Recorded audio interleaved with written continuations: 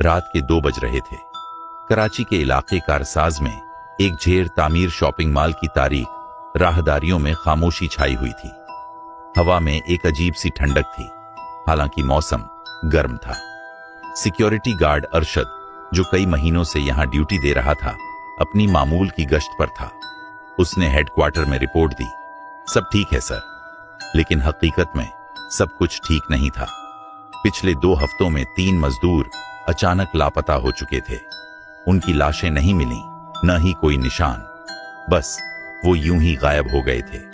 ठेकेदार ने police report लिखवाई, मगर कोई सुराग न मिला। अरशद ने एक हल्की सी सरसराहट सुनी। उसने अपनी टॉर्च जलाई, लेकिन राहदारी खाली थी।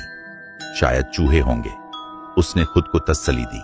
फिर अचानक उसे तीसरी मंजिल के कोने में एक साया हिलता हुआ महसूस हुआ।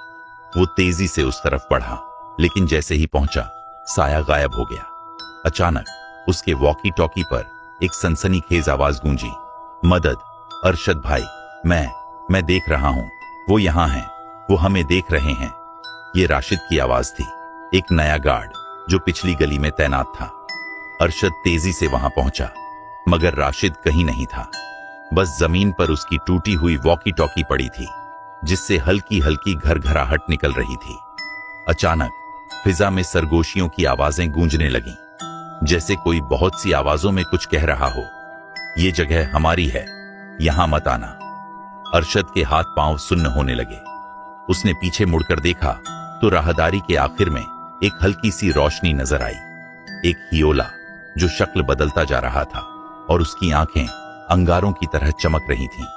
अरशद ने चीखने की कोशिश की, मगर आवाज गले में ही दब गई। अचानक वो साया तेजी से उसकी तरफ बढ़ा और सब कुछ अंधेरे में डूब गया। अगली सुबह मजदूर जब माल पर पहुंचे तो उन्होंने गेट के पास अरशद की वॉकी टॉकी और उसकी टोपी पड़ी देखी। अरशद खुद वहां मौजूद नहीं था। माल की तामीर आज भी मुकम्मल नहीं हो सकी। जो भी वहां रात को पहरा देता है, या तो गायब हो जाता है या हमेशा के लिए खामोश हो जाता है। कहते हैं वो साए अब भी वहां मौजूद हैं, अपनी जगह बचाने के लिए, और जो भी उनके इलाके में दाखिल होता है वो लौट कर नहीं आता।